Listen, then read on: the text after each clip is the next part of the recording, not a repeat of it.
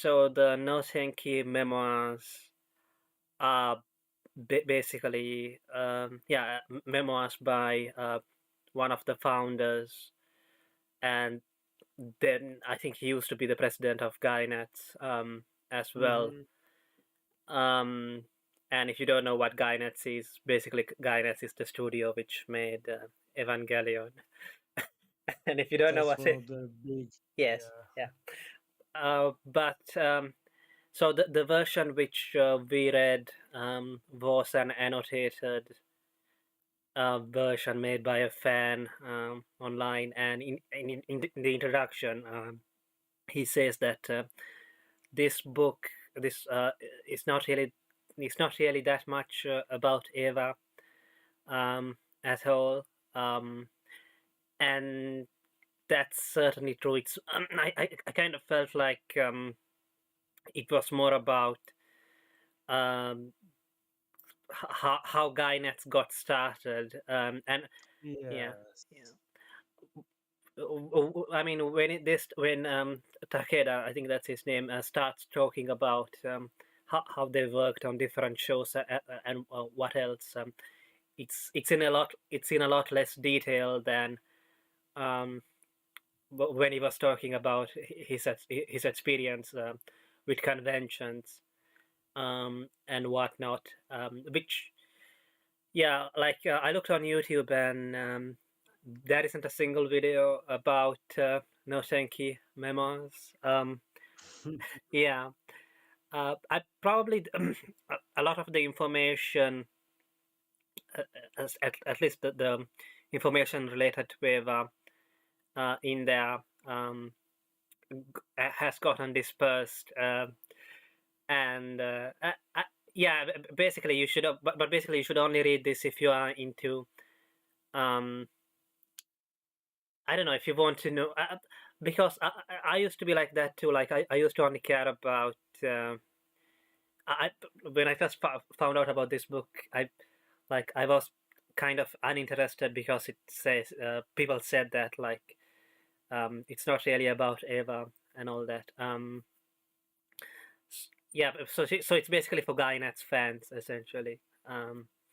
Yeah. For example, there's little details about like uh, who is this character in this anime based on? For example, the love interest in Gunbuster, the Canadian or whatever, the white guy who dies um, after befriending Noriko, the protagonist, is based. If, Yeah. Do you want to say it, Fahrenheit, if you remember? no, it's fine. I just remember the guy's name. Spiffle. Yes, yes. So it's based on some Canadian guy um, who was into Japanese stuff and anime early Mhm. on, and somehow or other ended up staying at a place which in the book is called Gainet's house or whatever, but basically an apartment, Yeah. Yeah. um, a dirty apartment, and yeah, has somehow got a Japanese girlfriend as well. Um, Even though in the anime he ends up dead. I don't know what they meant by that. um, yeah. I have to ask. I know. I mean, So the book starts in the early 70s. So um, yeah, I think around the early 70s, and so for example, and the author talks. It's a memoir, so it's obviously about himself. He talks a little bit about how he got into sci-fi um, and conventions. And that's another thing to keep in mind, that I don't think that he was into anime, and like some of the people who went, many of the people who went to make Gainax and all that, they were not necessarily into anime, but more into sci-fi. But yeah, Yeah. it just used to be the same thing basically in Japan. And like one of the arguments which keeps on coming on between his generation, um, his people, and the older sci-fi fans is whether anime and other stuff like that, more lighthearted stuff, is actual sci-fi or not. And I remember, I've also heard that people used to argue whether sci-fi should be called SF or just sci-fi or science fiction. And now, I mean, looking back at all that, like, I don't really, I don't think most people care about um, sci-fi, or whether like care enough about sci-fi enough to get into arguments that much about whether something is sci-fi or not. Um, Yeah. yeah. So, well, allegedly, Takeda claims that he had a normal childhood or whatever. He used to do skiing and had other hobbies. Um, but then he started reading novels. And he got really involved with, like he's saying, pretty much. Well, they forced us to read in school, but what really caught my eyes were sci-fi novels. Yes. Another thing which he mentions related to his childhood is the I think it was the 1970 or rather, oh, not 1960, sorry, the 1960 Expo. Um, Yes, he went to the where was it? Yeah, there was an expo about the city of the future, pretty much out. It was related to the moon landing and the future of space. So you can imagine it was probably also some kind of idea how in the future we'll be living on the moon and Mars, these kind of things. right, and And of yeah, course, we all know all that ended up. yeah, We are yeah, not living on the moon. We haven't explored Mars. yes, yes, and Elon Musk is trying to. We'll see how it goes. yeah, which is probably why. Uh, but also there is another reason why it was a big deal was it was because it was Japan's chance to show off its economic development since the end Mm. of the war, like the fact that the nation had rebounded. I think I think so in the book, for example, they mentioned that the attendance to the expo was like half the population of Japan. But I mean the numbers, but it was also because like people used to go there over and over again. And if you read um, 20th Century Boys, the manga by the same guy who made the monster manga an anime, uh, Mhm. um, it's also set around that era, and like you kind of you get you get that feeling. I'll tell you that. So it was the Expo 1970 Osaka. I remember, I vaguely remember that around 2010 or so, when the Chinese economy became larger than the Japanese economy, they also had an expo. Um, I think each year they choose a different yeah, yeah, country, yeah, and probably they yeah, try to appeal to the the country that can uh, shill out the most money to make it look the best. yeah. Yeah, and I guess just like the Japanese, maybe they celebrated a bit too soon. Um, yeah. Still, Japan, even today, Japan still holds that position of honor in a sense So because they never lacked in that yeah. regard.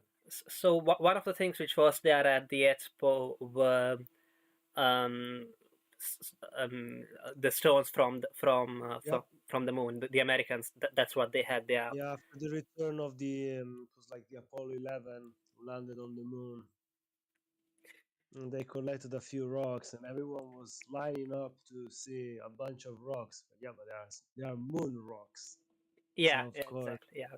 Yeah, that's exactly what Takeda says. That he stayed in line for hours to see just a bunch of rocks, but it's not any Yeah.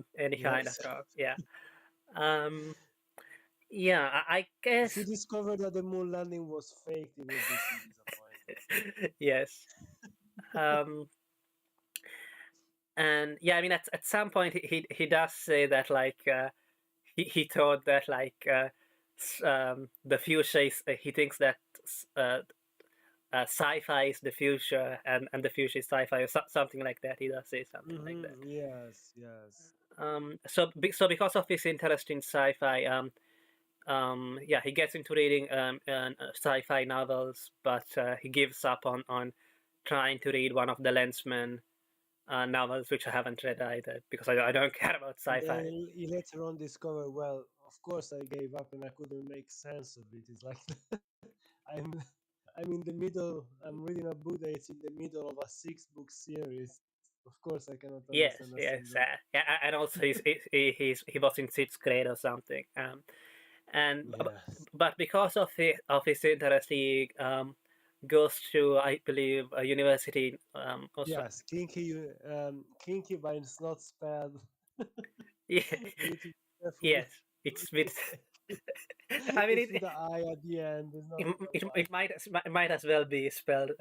Given that we are talking about Gainax, but Well, if we have a title for a future story. If we want to explore that. oh, King University. Kinky Okay, universe. okay. But all jokes aside, he gets into King University where he hopes to become a nuclear engineer because it was like electricity is the future, and since sci-fi is the future electricity, and the best way to produce it's going to be nuclear energy. Therefore, that's going to be my future. And then he realizes how powerful the atom is, and he's like, "Whoa, maybe it's not the best thing." Which is kind of interesting because the debate on nuclear power lately um, shifted again. I remember in the past, especially after World War II, I can understand why someone from Japan may be a little bit worried about it. And then after the Chernobyl accident, again, there was a lot of doubt about this new source of energy. But right now, I think again it's something that is coming into prominence because we were now the new nuclear power plants are way more safer, and even on when it comes to the damage that But then Fukushima nuclear happened, is and doing. yeah, Yeah, it's one of those things again. Now there are a lot of people doubting nuclear energy, but at the same time, Yeah. Fukushima was such. I think it was an exception. It Well, was. yeah. I could talk about um what happened with Fukushima. I think it was in 2011, Yeah, wasn't it? Um, something like that. Yes. yeah, yeah. Basically there was an earthquake. I think it was like 9.1 or Hmm. something. And like like 6 people died. Because they were so well prepared.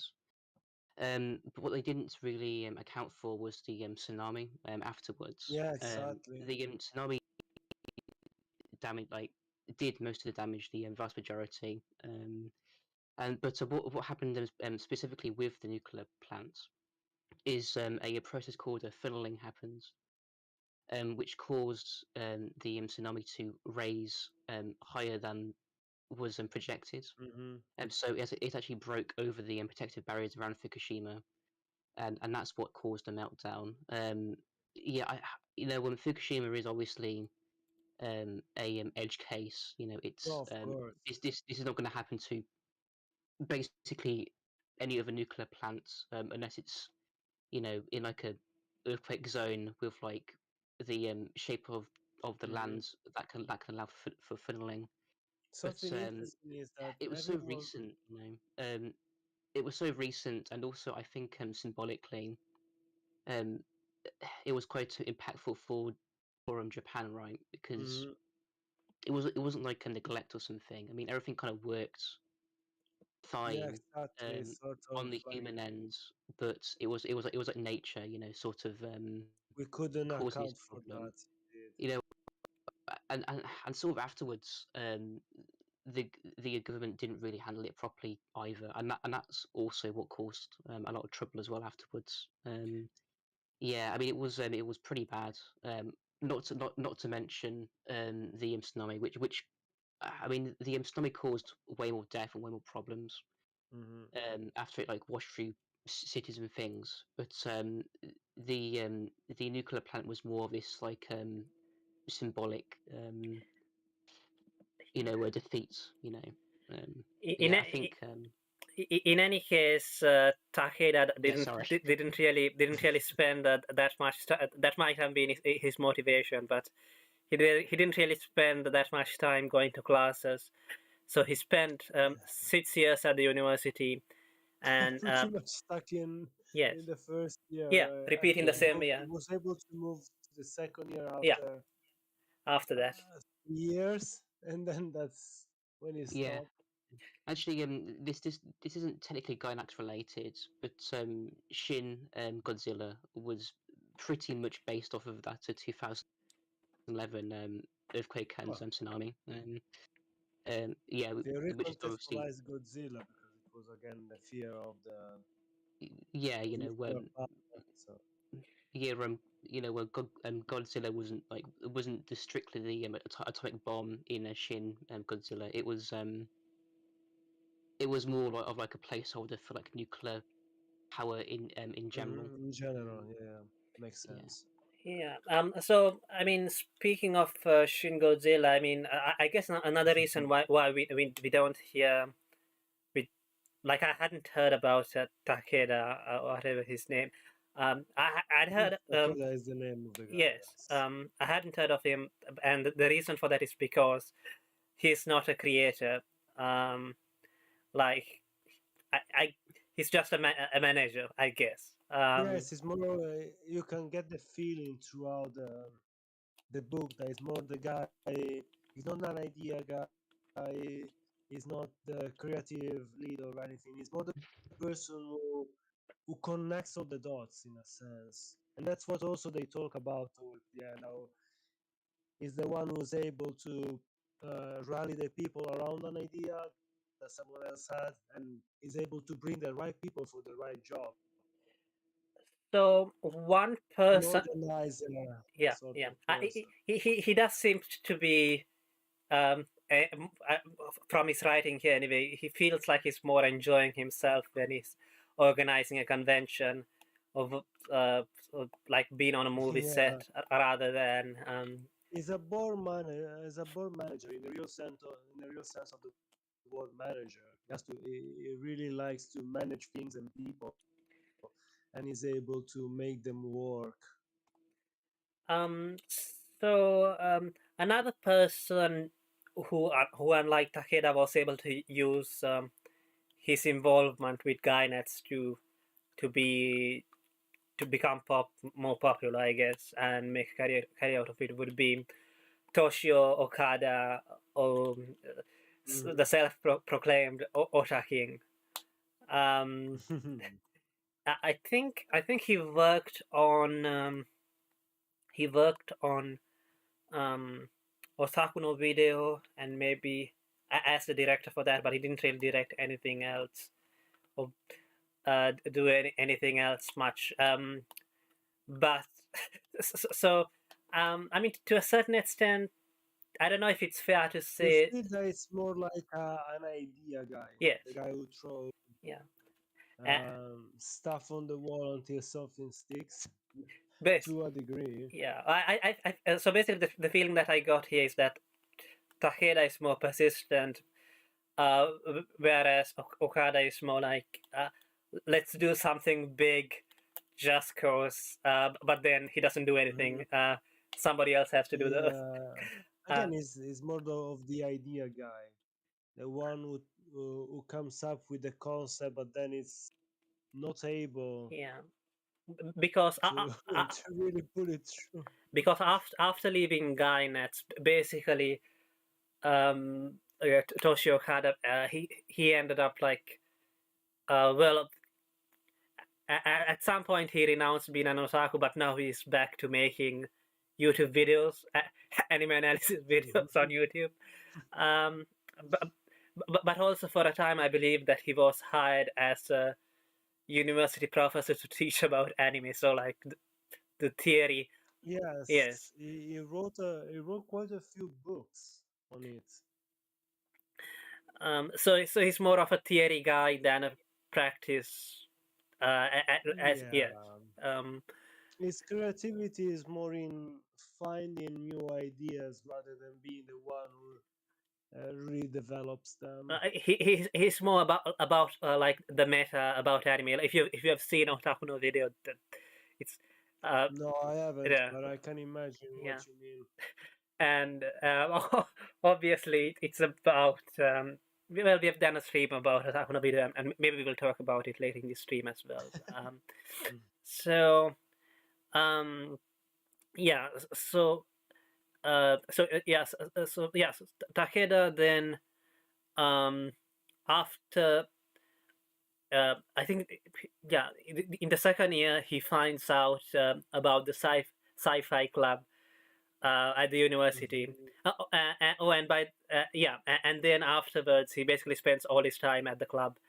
And apparently it's not even an official club, so they don't have a room in the Yes, they haven't university. got a real venue compared to other clubs in the university. They are not like, it's interesting to see how the university approves or um, sort of gives an aura of authority. They say yes, this club does exist. No, this club does not exist. It's Yeah, something that, from my perspective, it's kind of strange. Not in even a mean way. It's more like it's something I never experienced. Therefore, it comes out as so alien to me, and it's fascinating. yeah. Basically, the bureaucracy, maybe probably the student union of your university will decide whether you can have Hmm. a quote unquote club, which basically means that Yes, you the get to have a room. description seems Yeah. like this. Like it's up to the university committees and everything to decide if your club is approved or if it's more of a like you just meet together with other people and that's it. Yes, and because of the club, because he finds out, and the reason that he wasn't able to find the sci-fi club during the first year apparently was because it like it's not even It was not yeah, advertised. yeah, and it's not an official club either. So there's that. I can imagine like it would be something that would appear on billboards throughout the school if there were any clubs because they would have meetings and other things. Therefore, they would post them somewhere. But this group not being officially recognized, they one they couldn't endorse themselves, and second they could not officially call the members to meet at one point in that classroom or that other place because Yeah, they were not recognized. yeah. They basically met at some kind of cafe, which apparently they still Hmm. do, the club at least. Yeah, And at least they say in the notes in that the this say in the notes, place is. yeah. Who knows? But Yeah. mm, And I and hope, honestly, I do hope because they seem like a nice group of dedicated people. So yeah, I wish for them to be able to go on. I I mean I did go to my university's anime club, and it was totally pathetic. Um, like nobody would talk to each other. They would just put on an anime on um on a TV Hmm. show. Sorry, on a Mm. like on a screen, and they would watch some seasonal shit, and then everyone would go home. Mm. Um, What Well, is the date after the screening? because I think yeah, it's fine to go and then you it's like you watch a movie all together and then you have an open debate what you liked, what you didn't like, yeah, etc. At least that would be yeah, yeah. interesting. Um, I mean, Yeah. Well, I think the problem is that like the club was like formally recognized and really anime fans like need to be persecuted. Um, yeah, yeah. That's how you get Gainax, right? Um, well, yeah, exactly. They stood up for the little guys in a sense. I mean, Tahira himself says that like he was kind of pushed um, by basically like because it's not something that he can talk with normal people, so that's why he was pushed into the club and to do stuff for it. Um, Whereas now, I mean, I've seen Okada make some points like that as well. Um, it's like he I said, could say, as a furry, well, as someone who still likes the furry fandom, I get that feeling like there is something that if you were to talk about publicly, you'll get either people frowning at you or making snarky remarks behind your back, like, "Oh, that guy is he's probably thinking weird stuff right now," or things like this. yeah. So it's very interesting. For example, I've seen Okada, well, not just Okada. I've seen other older anime fans as well, both in mostly in the West, but I don't really know what all the Japanese fans think. But that basically the fandom used to be better because it was harder to get stuff or to find people to talk about it. Like I you, heard the same argument from people who liked certain tabletop games, like, oh, it was better when we were just a niche, therefore people had to look for us, therefore less mainstream ideas came into our fandom, which, which to a degree I think it makes sense. Yeah, I mean, it does make sense. I mean, just to sort of give like a weird example. Have any of you like heard of like breakcore? Just as an example. I mean, Sorry? I like the musical genre breakcore.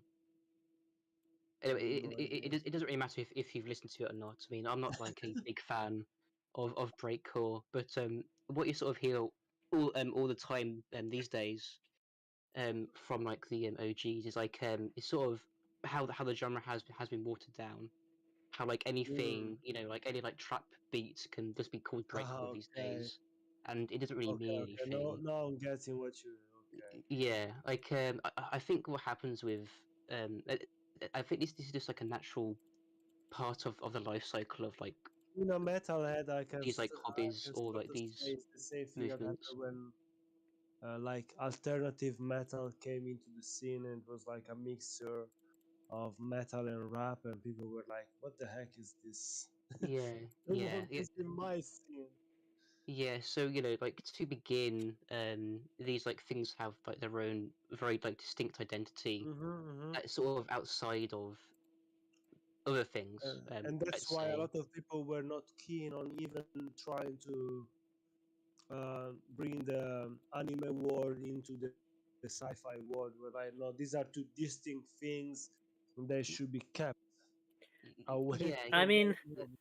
they're they usually start off like quite particular, quite separate, I but then mean, they sort of then they like pick up popularity and then they sort of get Yeah, dragged yeah. into like the broader, sort of Hmm. The mire. horizon expands, and they start to get more and more elements from other subcultures. Yeah, I mean, There is and cross contamination. yeah, sort of at that point we could say, some of the properties that are discovered in these smaller groups maybe sort of Hmm. rub off onto like the broader culture. But what it means is like that subgroup. sort of Hmm. erodes away, and it ultimately just becomes watered down, and then kind of just like Yes. dissipates, right? I think, but In a I think this is sense, like a they try to grow in number by associating with other groups, but it waters down their identity. yeah, yeah, and I think that could be seen with anime. Where Yeah, today it's sort of it's not this like niche thing anymore. Where anyone can kind of make anime. Like we can like but in people a have made sense, videos yeah, asking certain what stereotypes even are is pushed. anime. It doesn't mean anything anymore. Yeah, Um, and because and of this, I do believe certain stereotypes are pushed more than others, and they ruin the reputation of what the media could be. I mean, honestly, I kind of see the opposite complaint as well, No, that no,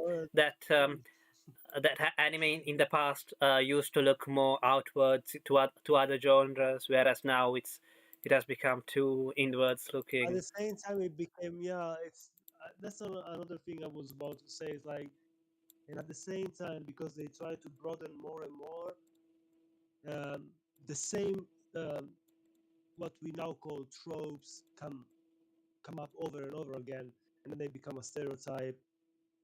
I remember there was like a 4chan green test saying, "How comes that anime got so bad? Think about the 80s. It's like all these manly, muscular things like Berserk, and it was making like, for example, Okuto no Ken, etc. And now it's like, and the average, Revival. hey, and now it's like the average anime is like, uh,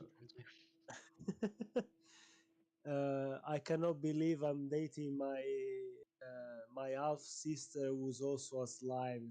It was like, it's kind of funny because it's true. A lot of the titles that sell the most right now are this kind of, uh, I would say, post Moe stuff, because Moe was in the 2000s, Yeah, and Moe is kind of dead. Yeah, but then it became, it's the same thing as irony and post irony. Now it's sort of post Moe, is a sort of post ironic take on Moe. yeah, I mean, it's kind of interesting because if you think about the anime of like the 80s, I mean, were they like necessarily selling to a international market? Hmm. Right. I mean, I don't think so. I think like in general they were trying to sell They to worked the better Japanese, for an like and international primarily, gambit. right? I But but like something weird is happening where like the content is more looking in on itself, right? But at the Yeah, same it's becoming time, more meta. it's it's I sort of being think sold more and more uh, internationally. yeah, So I mean, like you know, it And it's the same thing that, kind of in odd. a sense, you see throughout the memoir, how sci-fi became intermingled with anime, and then anime, in a sense, started to cater towards the same sensibility of sci-fi, because certain theme and certain imagery became more and more popular.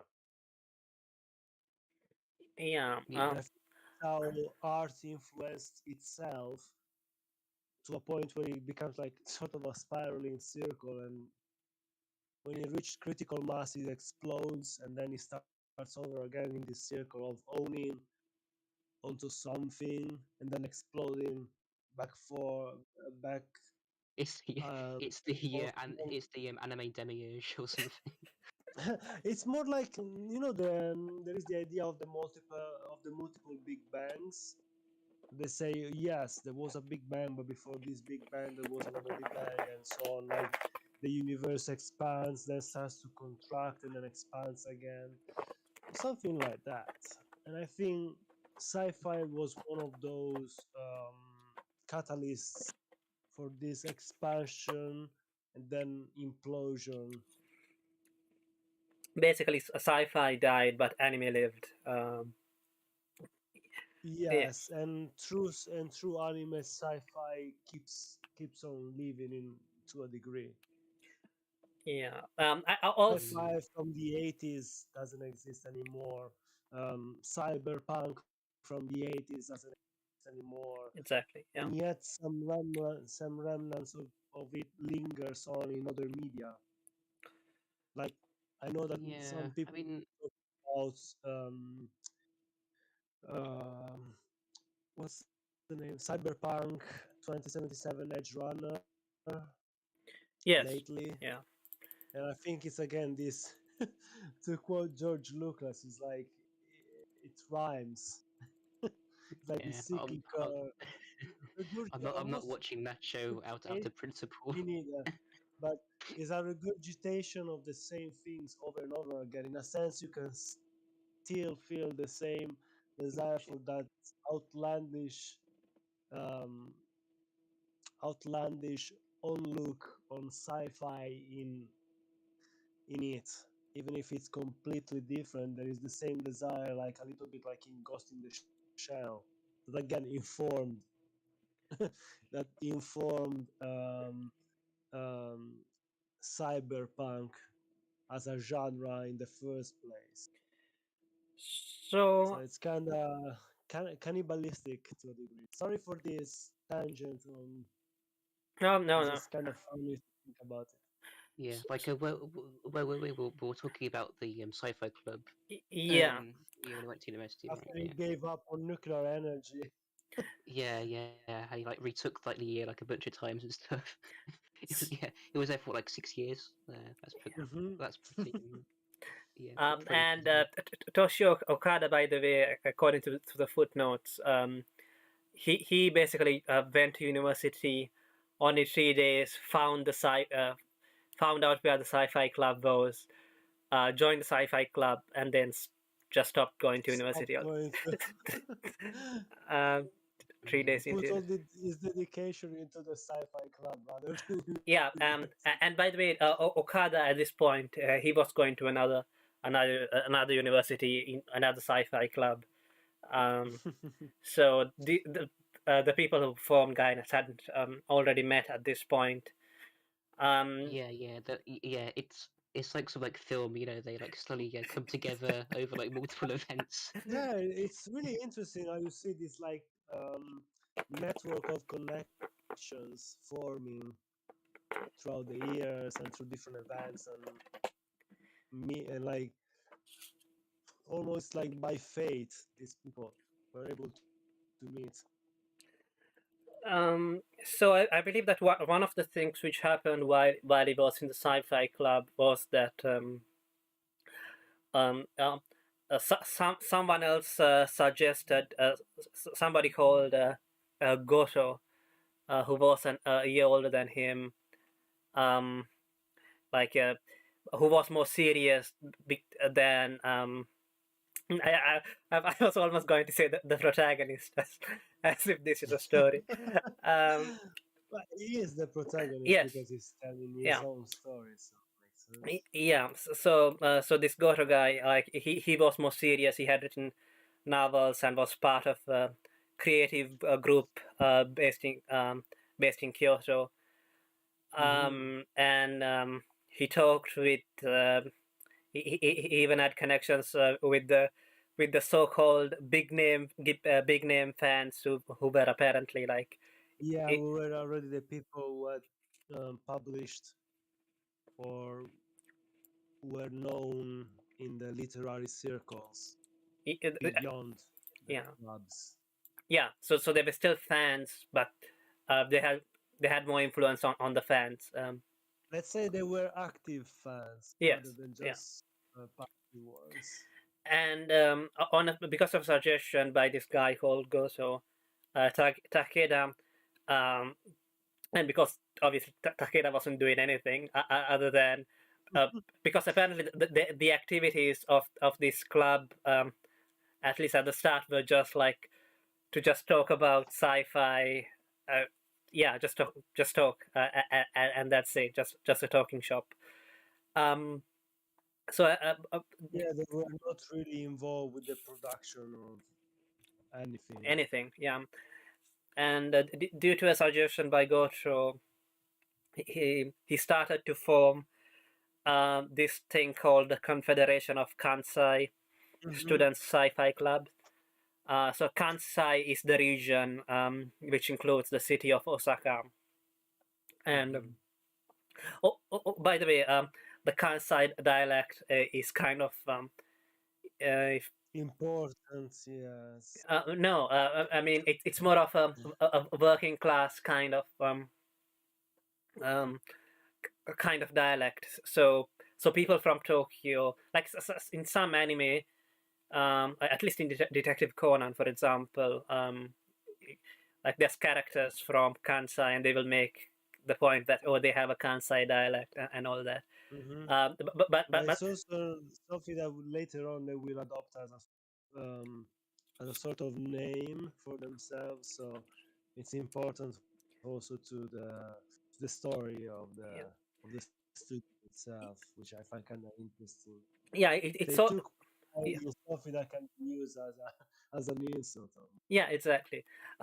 It's sort of like I guess basically if Hideaki Anno was was British, he would have another accent.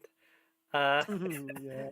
um, and the same as all these guys who are from that region, Like, and from any country, honestly, I think it's the yeah, same. yeah, and that's why like he talks about how there's some antipathy between the Tokyo fans, the ones in the Tokyo region, and the ones Yes, in the and Osaka.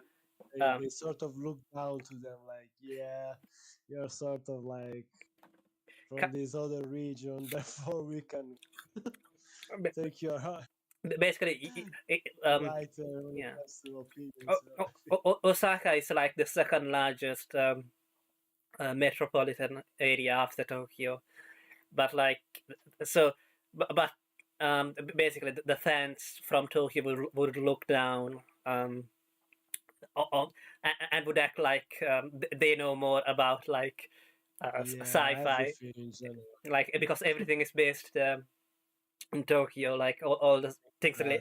related to sci-fi anyway. So We are yeah, from the capital, therefore we know better than you. um, so Almost. so basically this confederation of Kansai student sci-fi clubs is nothing more than so he just goes from Takeda just goes from university to university to different to the clubs to the sci-fi Yeah, clubs. because you cannot get enough pretty much. It like jumps from one university to another just to talk with people. I'm not. I mean, On yeah, its own passion. yeah. But also because the purpose of this club is supposedly to create inter-club activities to Mm-hmm. make all the different sci-fi because sci-fi was popular, so every university apparently had a sci-fi club or something. And anyway, Each yeah, university had its yeah. own club.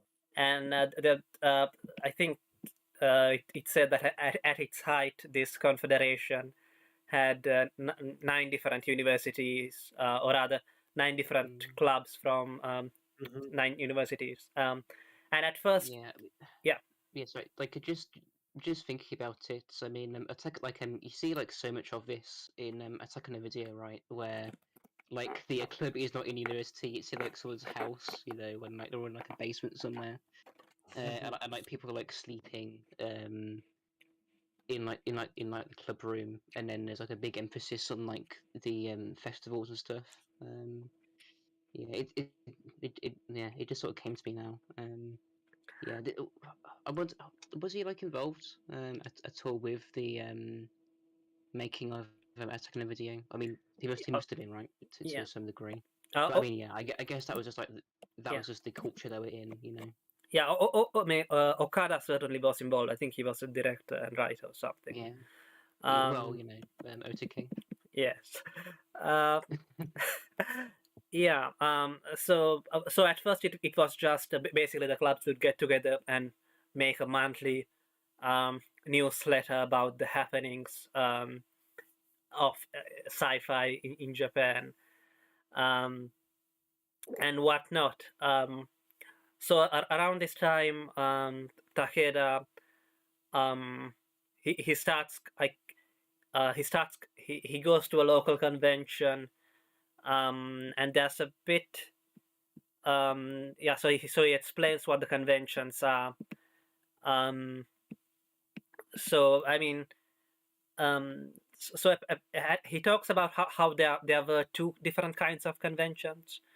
So Yeah, there is like the general one and the local, yeah, who is like a centralized, yeah. centralized Yeah, one.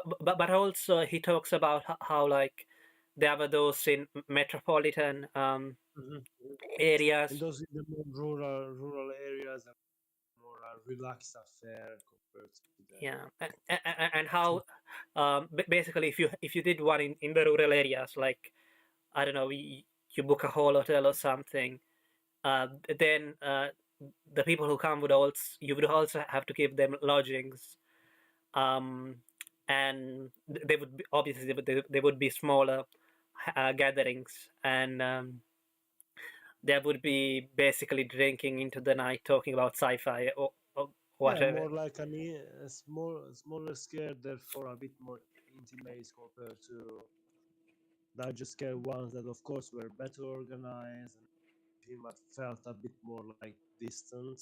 Yeah, because I don't know. I went to the only convention which I've gone to a couple of times, and Mhm. I mean I say gone to, but it's just because that's where I lived. Is the Luca Comics in Italy. Um, I've been there once. I've been yeah, to Luca Comic once in 2000. Oh, how long ago was it? Oh my gosh, I was so young. Is it the 2004 or 2000? Like 14 or 15. It's just so weird to think. yeah. So anyway, he went to this local convention, and he had a lot of fun. Um, and then next, he went to a larger convention. I can't remember exactly the right name. Aomi Let me Oshinokon or yeah. something. Yeah, a Mm-hmm. 3 day event.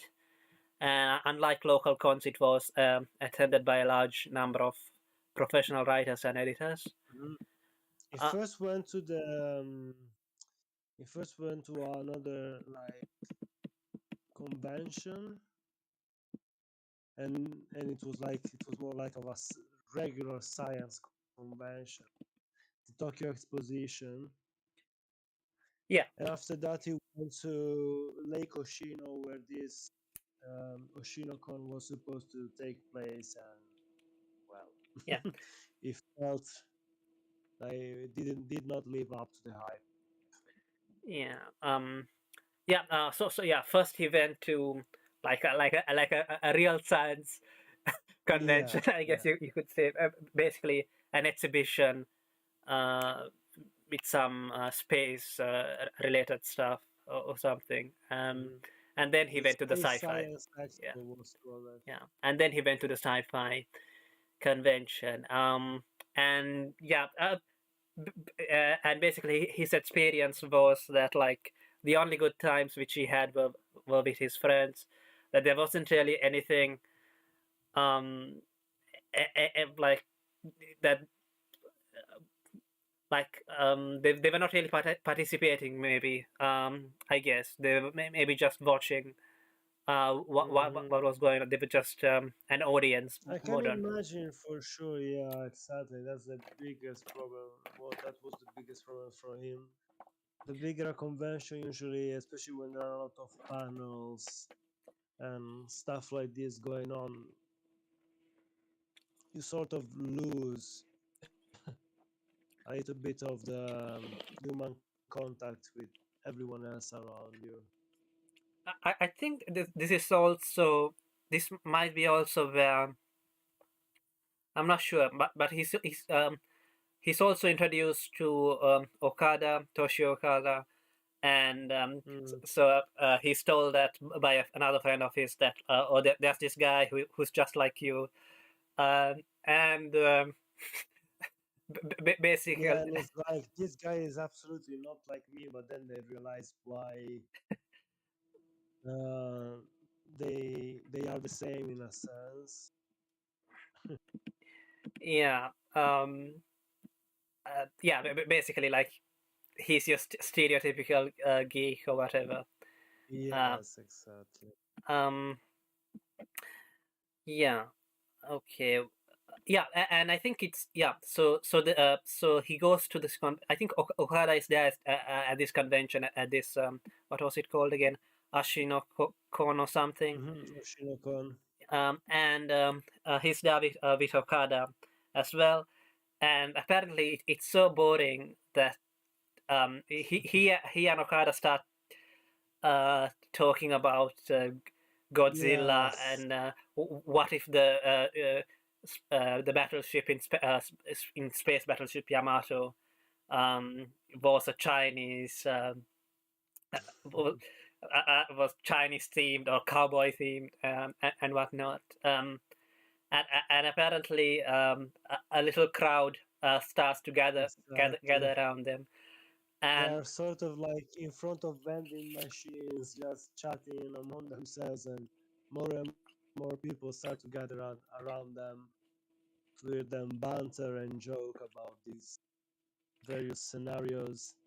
yeah, and then they spend they start they gather an audience, and it lasts from 10 o'clock in at night to 8 a.m. Or something. Yes. Something. I think he said around 8 hours, so maybe less than that. Around 8 hours, and then the people who run the con They apparently. get in touch with them and they're like, "You guys are kind of fun. You know how to entertain people. Why don't you show up at the closing ceremonies?" And Takeda seems a little bit more skeptical compared to the others. Yeah, but Takada is like, how can you say that? We have come so far, and We've been rehearsing for like 8 hours without even knowing. Let's do this.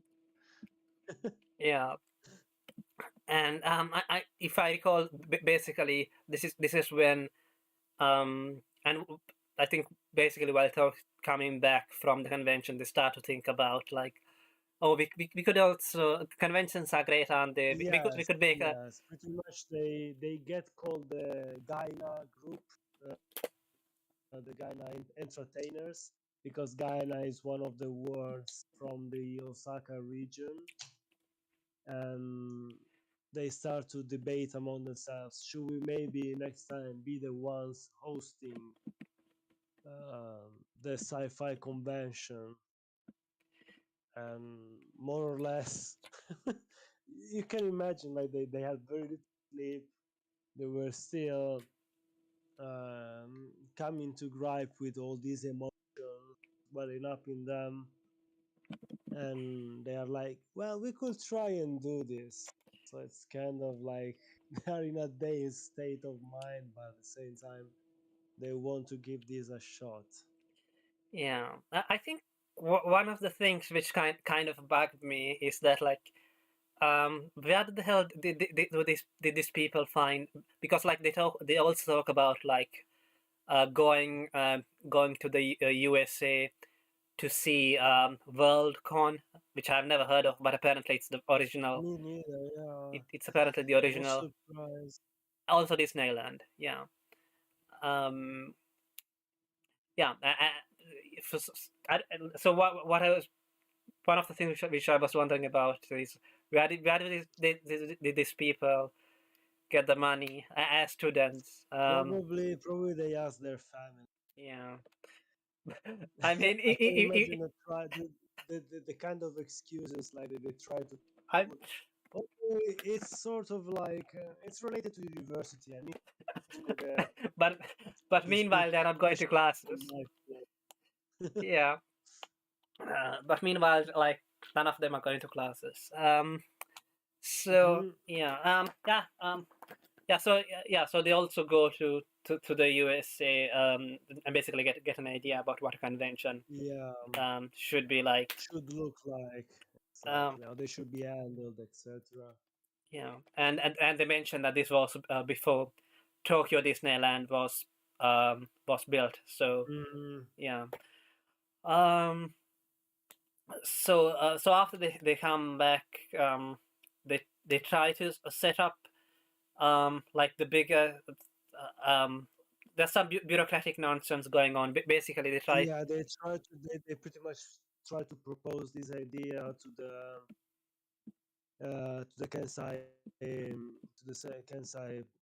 group, and they're like, no, you're you're a bunch of greenhorns. You cannot do this kind of thing. Yeah, And then at the same time, they are able to convince enough, let's say,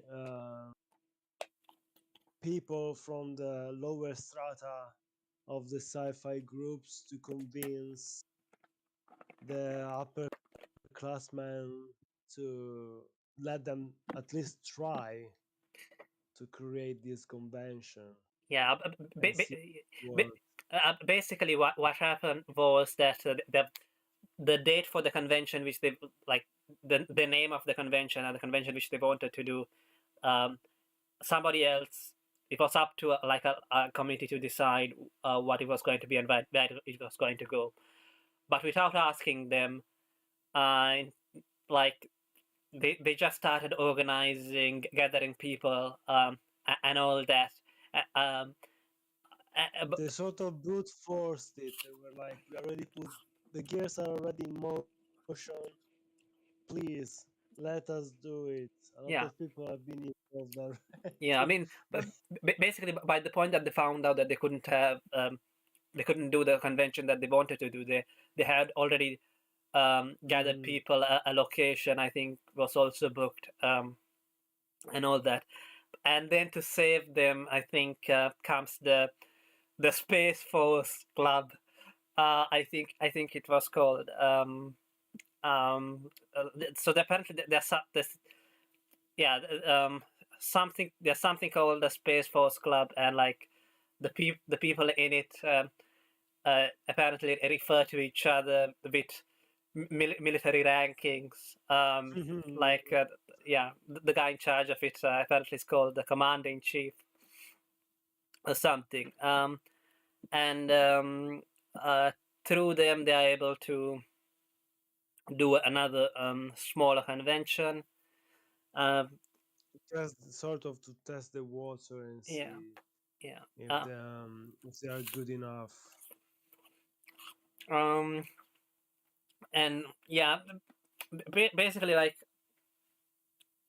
a lot of the book is spent describing what happened in the different conventions, how they got ready, and all that. And honestly, Which is kind of interesting. You can see how like the author of the book, this Takeda guy, this person is very dedicated to his craft, and his craft is pulling people together for any kind of project, be it a convention or a video game or an anime. He really knows how to lead the way in a sense. I and wouldn't even say he's a manager. It's more like uh, a scout, someone that leads the way. It's like a pathfinder. He's able to lead people I mean, towards an objective. yeah, but then again, like there are several times when like other people have to like drag him out of his lethargy, and Later on, yes, but you can still see that in a sense, he's the one that keeps these groups together.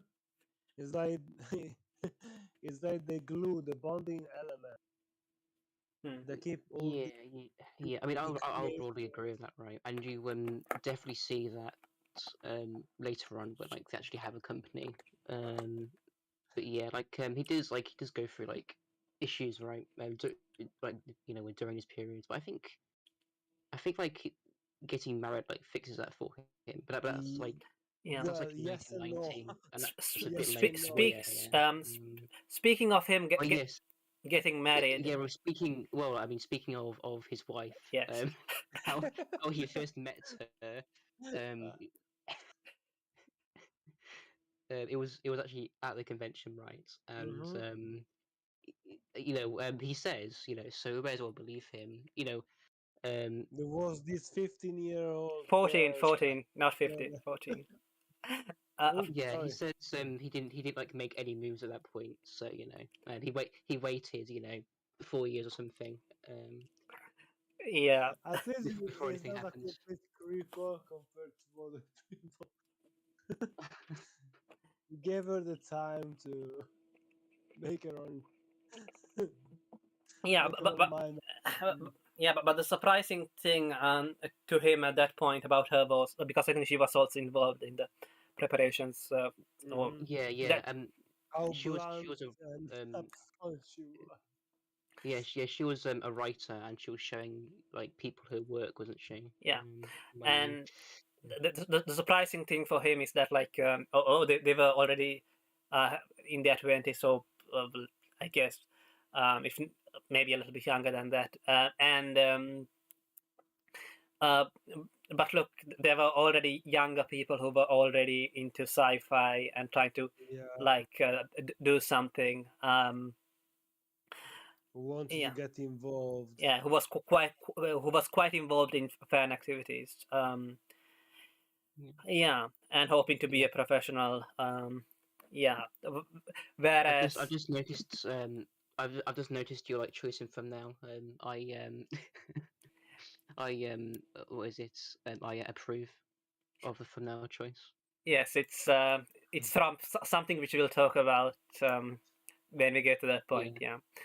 Um, yeah, because the impression that I got, for example, from him, I think he does himself say it as well that like the like when he talks about like people like Ano and a bunch of other people, another guy called Akai who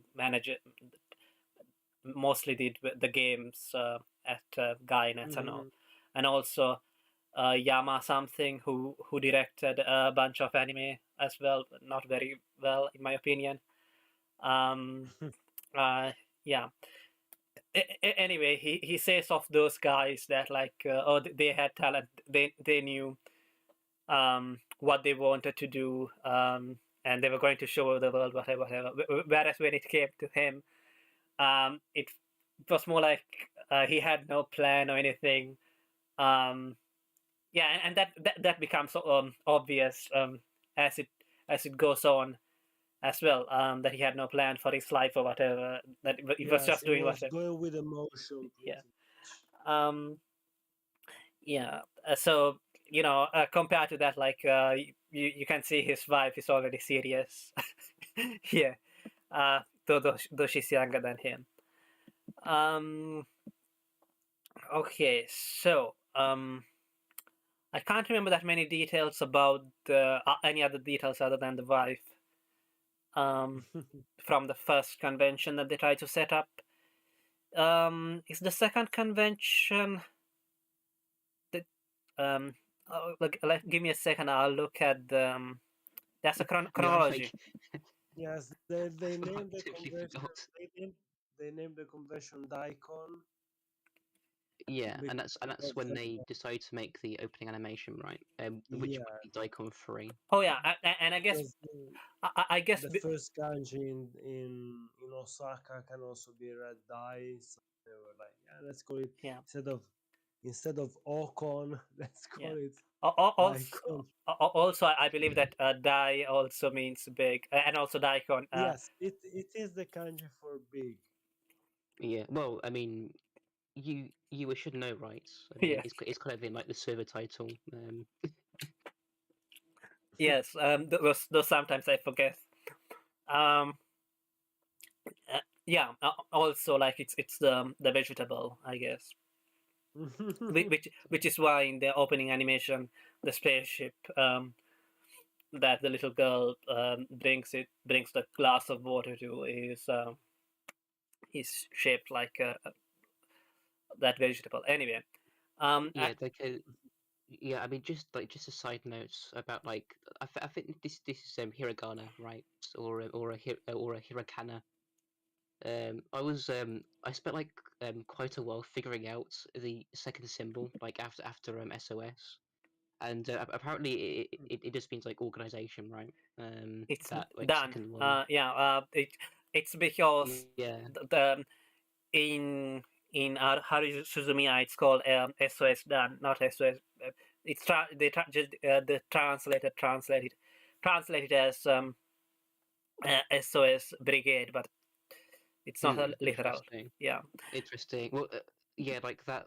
I was then inspired later on to append the Black Lodge with with some hiragana of my own, and that basically translates to like criminal organization. Nice. I thought it was kind of funny. But yeah, Right. but like that came from like me like trying to figure out like how on earth hiragana works. So Yeah, when there is that box arts around it is like something that confines, like imagine a palisade around something. one thing which I do remember about the small convention which they did earlier is that you remember like that he went to the science convention before going to the sci-fi convention, right? Yes. And I think he was able to make some connection somehow there and get the Yeah. yeah, that's what he's good at, I guess, and to get the footage for Yes, for the next convention was able to get the footage of the moon landing. Much. yeah, and I think that's one of his qualities. Like it's really good at making meaningful connections with people around him. right, which is why I guess later Wait, on we'll talk about. was it yeah, so was it like this point where they were like making the Daikon 3 animation where like they made a sweatshop, or did they make sweatshops both times? I think I both can't remember. times, but Yeah, it was Yes, worse the second yeah. time. Yeah, um, yeah, they just increased uh, yeah. In scale. They just the scale. yeah, the yeah, Um, yeah, so because they had this intro, they borrowed this intro, and parent people were surprised that they were able to get this footage for the small convention. Now that they were working on Daikon 3. Um, I think it was called Daikon 3 because it was the third convention held in Osaka or Yes. something. And um, but it's not like it's always held. That convention is always held in Osaka, I believe, necessarily. Mm, So this time, because last time the people cared about the opening um, in the video that they showed. This time they decided that they had to make something themselves, and again yeah. through another of his connections, he's able to meet Hideaki Anno.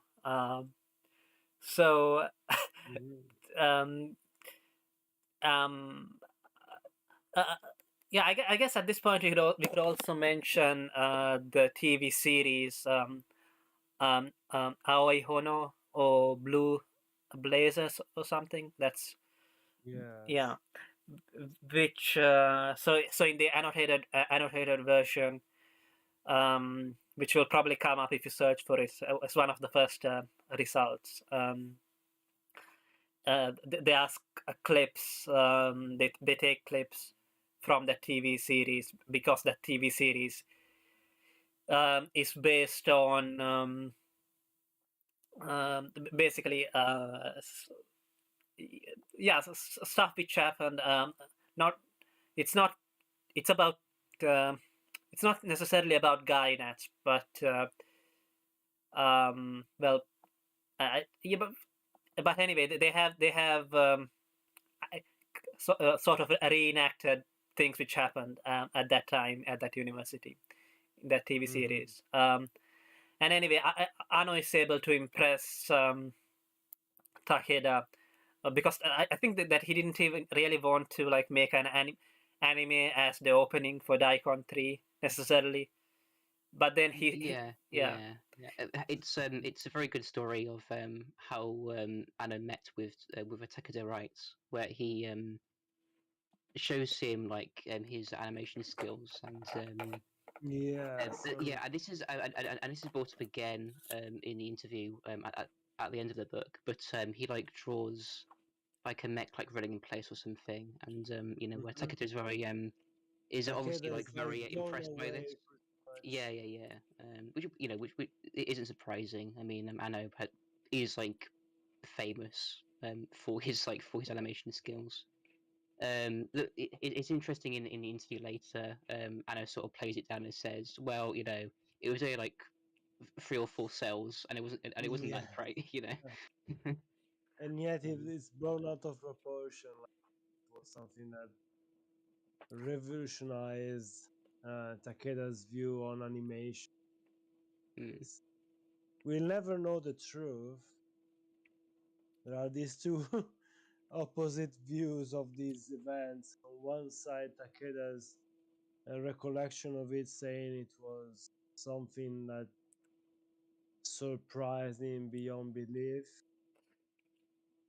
And on the other side, Anno's recollection is like, I just made a few doodles Yeah, or but a few I, napkins, I and I that mean, was I mean, Arno is not, from what I've seen anyway, he's not the sort of guy who, he doesn't necessarily come off as particularly Mhm. prideful. Let's say. He doesn't want to brag about his. no, Yeah. no. Yeah, I think like all the times like I saw him talk, um, he's usually like quite so humble, you know.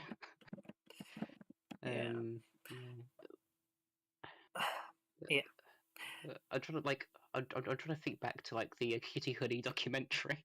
No, the behind the scenes. I mean, you don't really see him like talk directly. I think yeah, like you do hear him talk a few times in the behind the scenes, but yeah, like he doesn't like big himself up or anything. Mhm. Oftentimes like he's like instructing the actress of like how to do the hoodie flash thing properly. Yeah, which is Yeah, very like him. Yeah. like you Um. said, he seems like a very humble person. Doesn't want to show off or say, yes, I'm the greatest creative mind in the room. Yeah, there's this very interesting clip. I think there was like this like special like a lesson or like with Itachiano or something where like he goes to a school and he tells them about like animation and it just like turns into like this like very depressing moment where he like um I can't quite like remember what, but like he basically like tells them like how like depressed he was. It's being very real, so to say. Yeah. So. Yeah. I mean, we don't really hear from Arno that much um because he's not in management, and this is mostly about Exactly, yeah. yeah. It was about Takeda and Okada's roles in the sci-fi convention scene and later on in Gainax, but mostly from the management perspective, how things were made possible rather than made.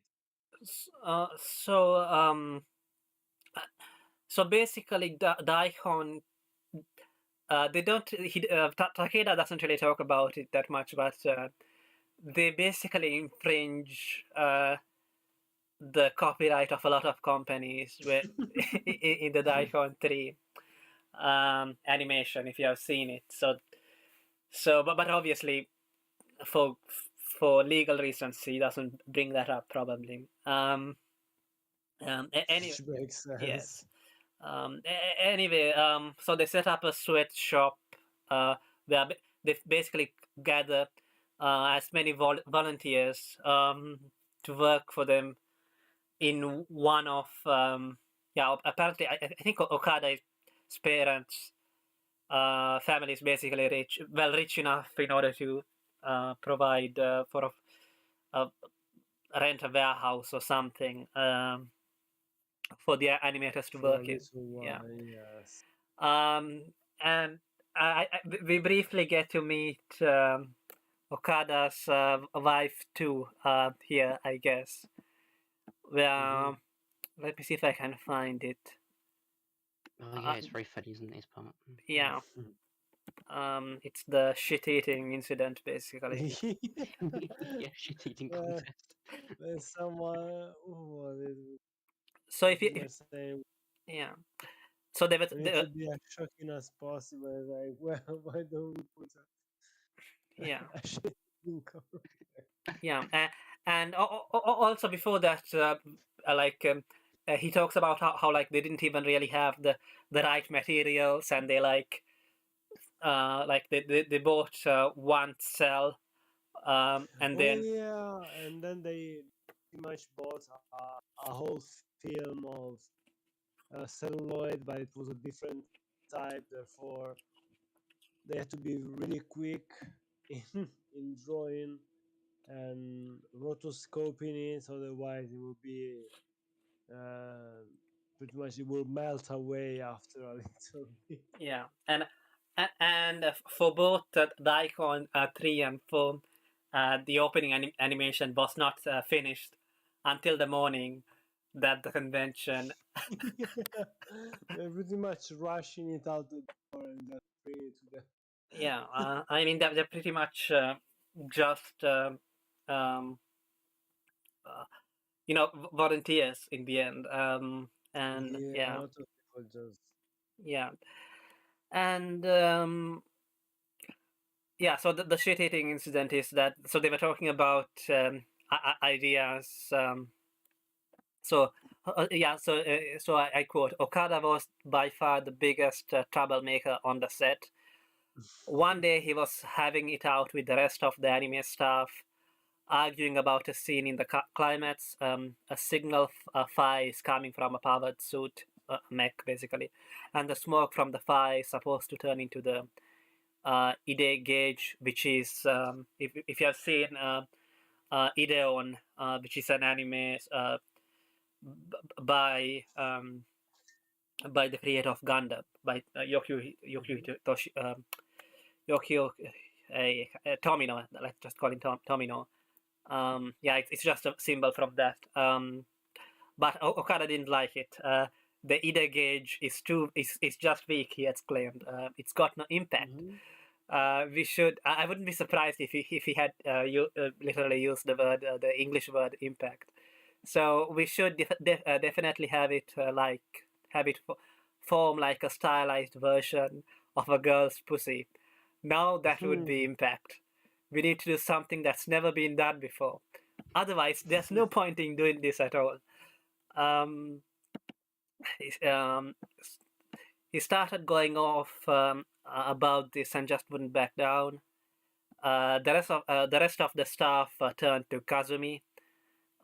This was before she married Okada, and begged her to say something to make him stop. Even then, she was famous for her ability to control him. Well, if you want to do something no one's ever done before, she began. Why don't you have a shit-eating contest instead?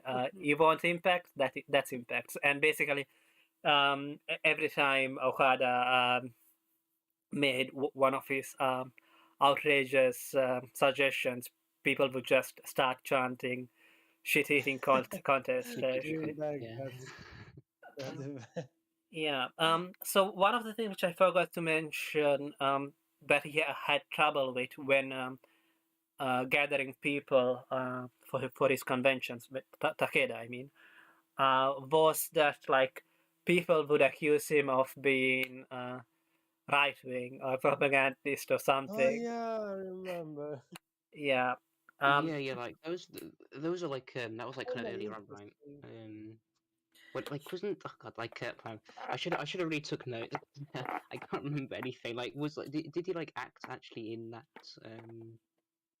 like did he give a performance? Yeah, yeah, he did. He did. It's the Yeah. right time. Yeah. Okay. Okay.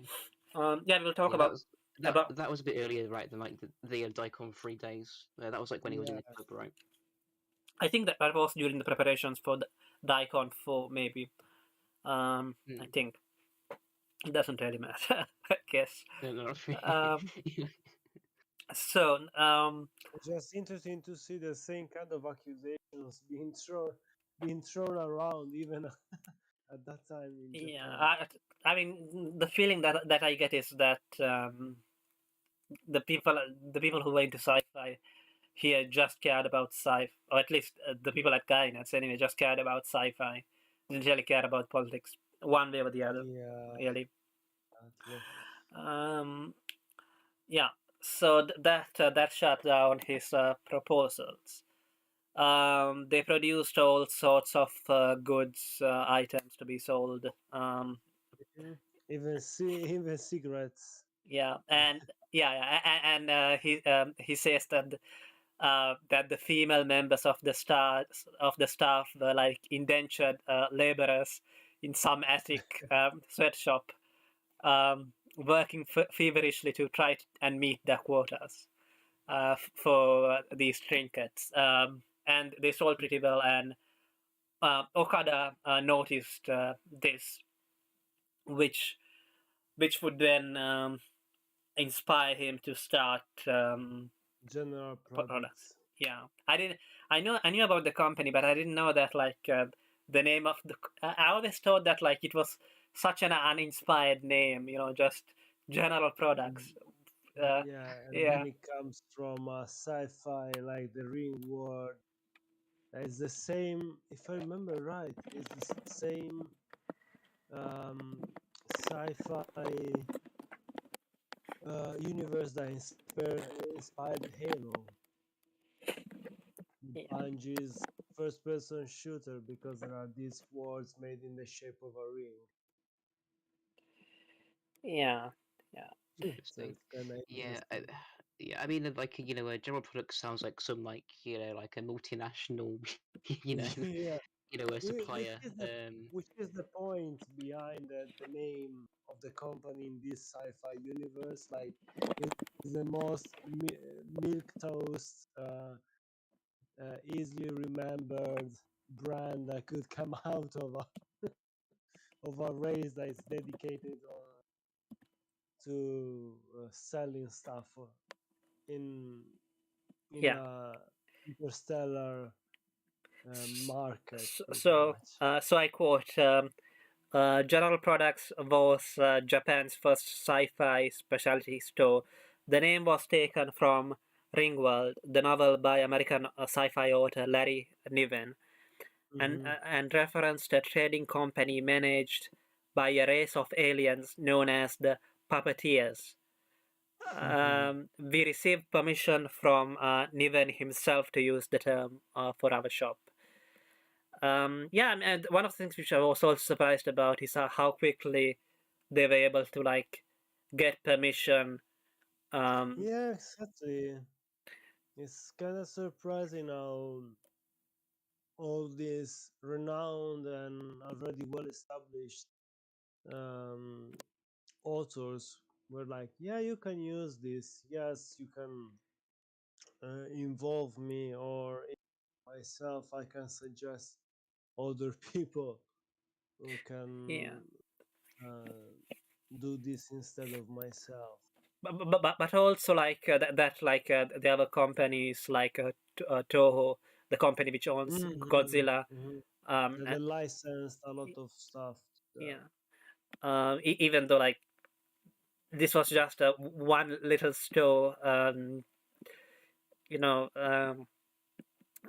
yeah, run by a bunch of university students, or for yeah, people who don't really were not really part of the industry. And S they prove that sometimes you just need to get out there and test the waters, and sometimes unexpected results are just behind the yeah, Yeah, corner. yeah. I mean, you can't get lucky unless you like make the opportunity to get lucky, right? And Yes, exactly. I guess another example would be how he's able to get the Osaka Philharmonic Orchestra to play basically anime themes. I mean, I guess Oh it's yeah. yeah for their convention. And like Hmm. apparently he just went there. They just went there and were like they asked the people they asked like so how many people do you want and they were like oh Takeda and his guys were like we don't know you tell us they just walked in there without knowing anything to try to get something done essentially. um yeah, what else is there to say about Daikon 3? Um, oh yeah, and he was bitter about the fact that he was they were denied rather there's something called the Seiyun Award uh, again by the same because of the same committee called the Japan Sci-Fi Fan Group because it because it wasn't screened in general theater. The Daikon Tree animation was not screened in general theaters. Um, they yeah. They were kind of robbed. yeah, Yeah, but I think that was more of a like excuse, like not to give them the award because because of that some animus that was sort of carried over from like those early days where like anime isn't like sci-fi, you know. yeah, and Exactly. It was more like. and instead they were just given an honorable mention. And so because of this and because of a suggestion by another friend, he decided Takeda decided, well, not just Takeda, but they decided to basically rig the elections to the Japan Sci-Fi Fan Group and in order to appoint Takeda by setting up a bunch of fake clubs which would all vote uh, for Takeda basically. Um, yeah. So that was Daikon 3. I don't think there's anything else to say about Daikon 3. Daikon 4 was basically like Daikon 3 but bigger. Um, Yeah. and I guess one noteworthy thing which I noticed was that so basically Ano and some other guys who had talent had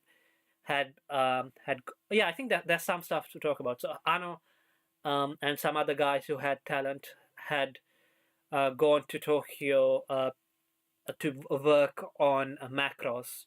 If you don't know, Yes, yeah, exactly. Yeah. it's a big TV series, and like it was a big opportunity for them, but they decided to just stop their work there and come back just to work on this fan project of the Daikon for opening animation. Um, well, yeah, another interesting thing which Takeda and his guys came up with was that so after Daikon 3, so there's a I believe that there's a time where like Takeda has been a bit lethargic, but then he's talked into basically not just wasting his life doing nothing, but let's just do another convention. And he also starts working at General Products, the shop run by Okada. So one of the Yeah, yeah. it gets involved in a lot of endeavors, so to say.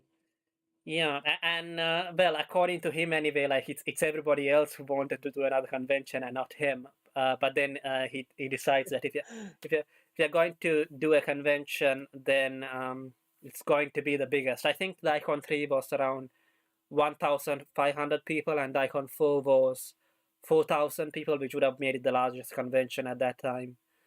Um, so, but the problem was that the sci-fi convention for next year was so the nomination for it. Let's say was already taken for another place. So that means that they had 2 years to prepare. And in order Mm-hmm.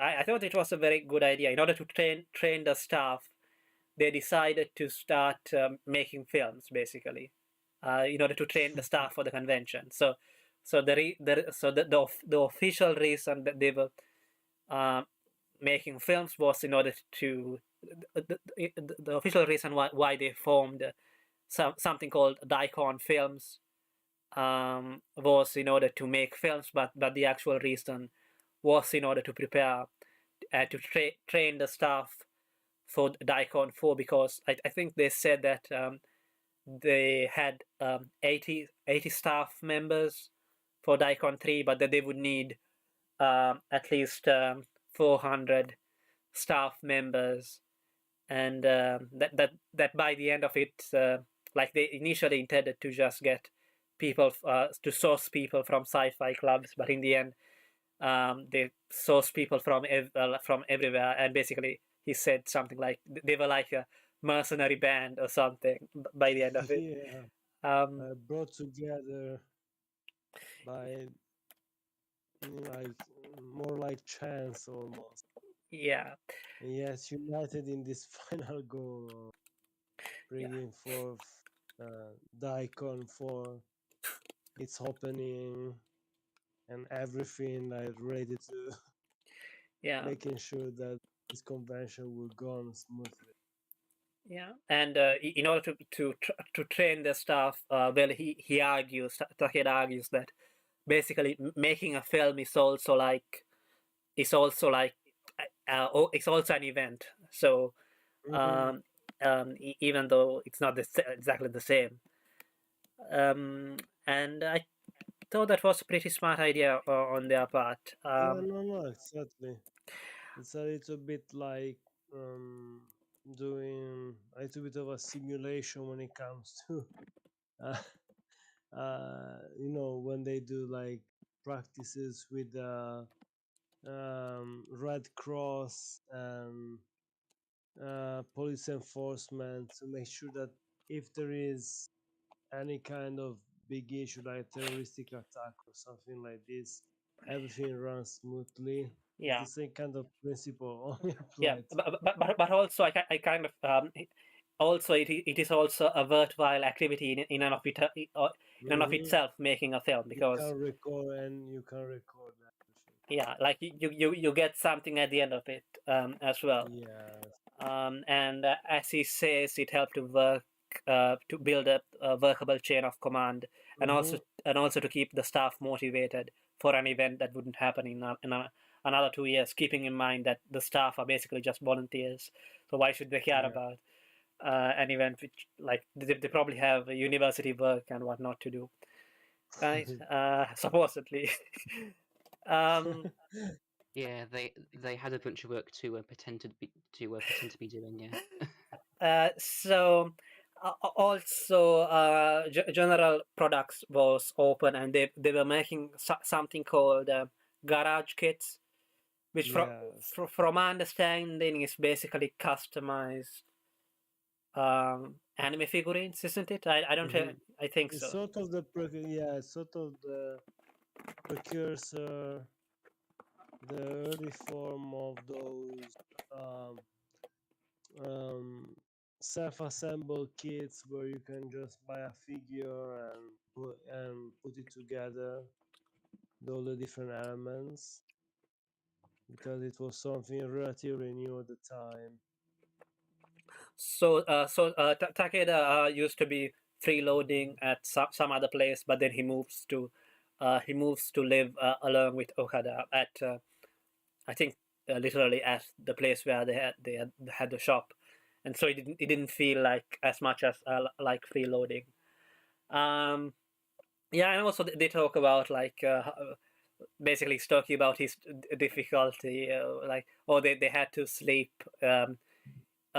inside the props and whatnot. Yeah, Yeah, and all that. But they also will cut out like during because you can imagine like there is like foam that is used to prepare all these different props, and you can carve it out and make it feel like it's sort of like a nestling ground where you can rest.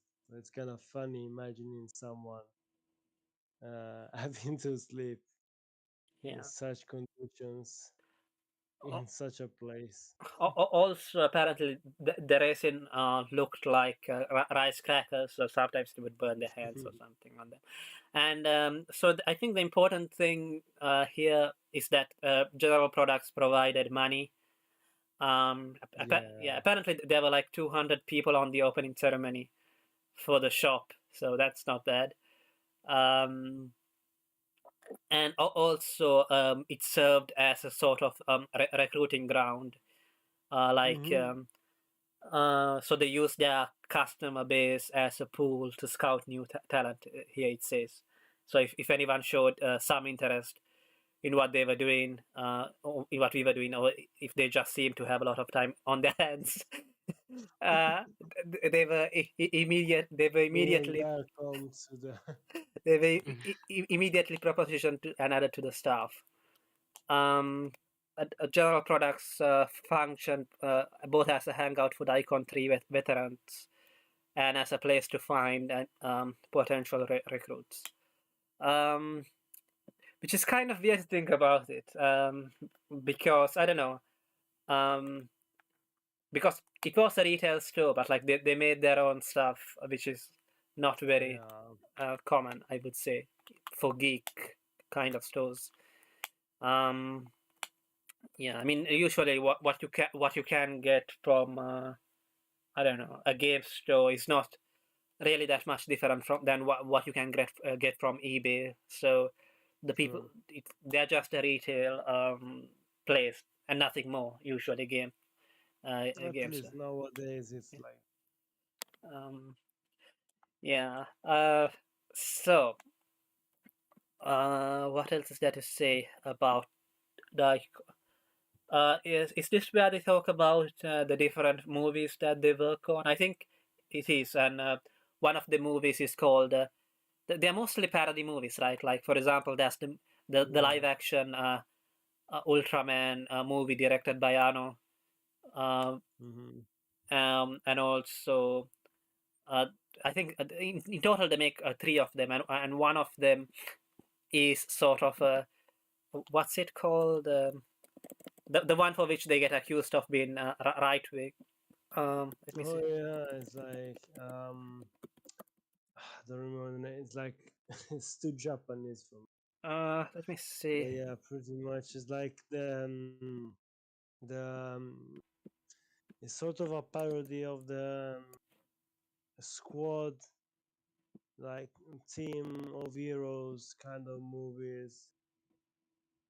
And they've got like crazy name. I remember there's like one kamikaze araki. It's like it's like Tempura, I kamikaze. Uh, something like yeah, this. those were like the names of and it was called like something like the patriotic. Yeah, There was the word patriotic in it, and I guess that was enough for them to get accused of being. Uh, it's like if someone took uh, Team America Squad. What was the name of the movie by the creators of South Park? Team America World Police too seriously. And like this is right wing propaganda. Like no, come on, yeah. it's a parody. So another thing which he says is that even though it was a parody movie, the explosions had to be real. So yeah, they researched Which how to make makes explosions. sense, honestly. Yeah. Um. Yeah. So basically, they researched how to make explosions or something. Um. By like kind of using um, firecrackers and other things like And gasoline, I think they said. Yeah. yeah, to make it look as real as possible. Um. Yeah. If you have seen the Ultraman one, it looks kind of decent for something made by a bunch of Mhm. fans. And later on, again, they were able to somehow get the permission from the right holders to release the DVD. Well, I guess it's just because Mhm. Anno became famous. Um, so yeah. So Yeah. even it, yeah. Um, yeah, I and think he made like a a big a budget film, right? Has that came out yet? His like Ultraman oh yeah, film. now he's finally getting now in his Yeah. 60s he's finally getting the chance to work on Yeah, real. the series that he was into when he was a kid and also at college. Um, because clearly Ano is more into again like just like with Takeda, I kind of get the feeling that Ano is not really. I mean, he's into anime. Obviously, he's into Gundam and stuff, and he wouldn't be making anime otherwise. But it kind of feels like he likes live action more, and wherever he can, he tries to bring. And by live action, I mean tokusatsu, special effects, stuff. Anyway, um, I think you can find us talking about Eva elsewhere. Yeah, and so one of the films called Kaiketsu no Tenki, which is another parody of hero shows, Mhm. is where the title for this book comes from, and Notenki um, apparently means carefree, and Mhm. probably Oh, big, interesting. yeah, So what? So what? It's called the yeah. So like no Tenki would be, oh god, what was it like? No trouble. carefree. Yeah. Oh yeah, Yes, yeah. Okay. Oh exactly. my god, like it is. You like literally just told me, and I forgot. I'm hopeless. Yeah. So like it would like this book would translate to like the carefree memoirs, which I guess is like makes sense, right? Yeah. I mean, so apparently, Takeda kind of guesses that the reason that they cast him as the protagonist is because he looks kind of carefree, dazed, or something. Yeah, and the costume. Later on, there's a convention report again, um, because he's all about conventions. But yeah, um, he talks about there's a report written by somebody else because most of the book is written from Takeda's perspective, but the report is written. Yeah. The report on the convention is written by somebody else. Or speaking of convention reports, like I didn't know that there was somebody who was considered to be the father of Lolicon, but apparently there is because earlier on. It's like, sorry, like, could you imagine? Earlier on, they were talking about, or Takeda was talking about how, like, at the very start, like, about when he was talking about conventions, how um, he had found out about conventions or something through, Mhm. through magazines, and that there was this guy who helped make conventions popular, a mangaka. Can't remember his name now. Um, and he was able to make it to popularize it by starting to write to make convention reports for magazines. And obviously, he was not the only one, but he was the one who was quoted there. And when you look at the footnotes, like at the end, like almost says like, by the way, he was known as uh, the father of Lolicon. Anyway, so yeah, coming back to this no thank you thing. So like obviously it's one of those costumed hero shows. Yeah. And later on, I believe like he still keeps on uh, the costume, and he has to put it on around like 20 years later or Mhm. something. and it's censored. But I think the implication is that like he has grown too fat for the costume which he used to wear as a college student. Yeah, that anyway. Um, okay, so yeah, so there are the movies. I just can't find the title of the supposedly right wing one, but I guess it doesn't really matter. Let me see if I can find a moment. Um, Uh, It was oh, the one he like literally wore a costume for, right? I thought that was like the whole thing. I think all the movies were basically just costume. Yeah, yeah. yeah, and also yeah, yeah, all these were. When I say films, I mean like live action, like with real actors, not anime. Um, Yeah. so Yeah. Like you know, like live action is much cheaper than anime. yeah. So yeah, I mean, even after all these guys left university, uh, the Daikon film thing which they had set up, um, Hmm. and the convention's executive committee continued to make films after Daikon 4, and showing the films at special screenings around the country. But So I found the name. yeah, So it's Aikoku Sentai Dai Oh, what's the English name though? I think it was there in one of the footnotes there. If you can't find it, it's all Okay. right. It was something like the patriotic. Patriotic Ranger of the Great Nation of Japan. Yeah, obviously you're not supposed to take that seriously. Obviously, No, I thought it was like that's what I linked it to. Team America War Police is more like an ironic take on what yeah, yeah. the title actually Yeah. It's just well, you know, I don't know. Like in the background of a lot of those Gunbuster episodes, there's there's some like pro national stuff yeah. in them as That well. is So true. Yeah. I don't know. um.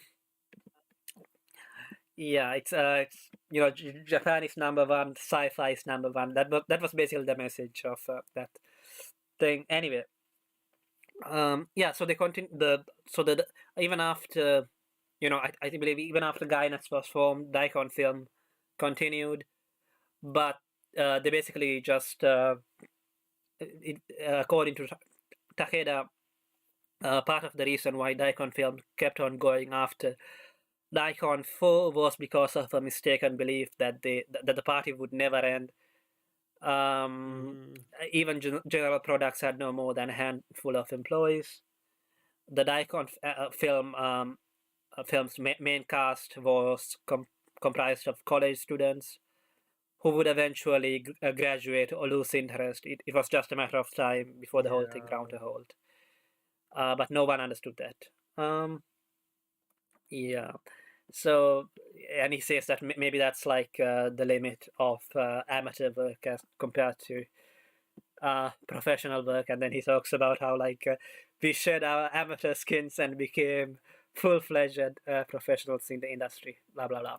Hmm. And yeah, so I think yeah. So uh, I mean, from what I read about his description about Daikon 4, he says that they did a lot of things which had not been done before, but it just kind of felt like the kind of stuff that you would have in the average um, convention now. Like you have panels going on at the same time in different places, Hmm. uh, and all that. Anyway, so I think we have reached the point. Do we need? So yeah, so Osamu Tezuka, um, the father of manga, he showed up to Daikon 3, and he was like, um, there are many characters, and then I think he missed the screening, but then because he's Tezuka, they arranged for Daikon 3 to be screened again, to be shown again, for his sake. But afterwards, he met the creators of. Give me a second, sorry.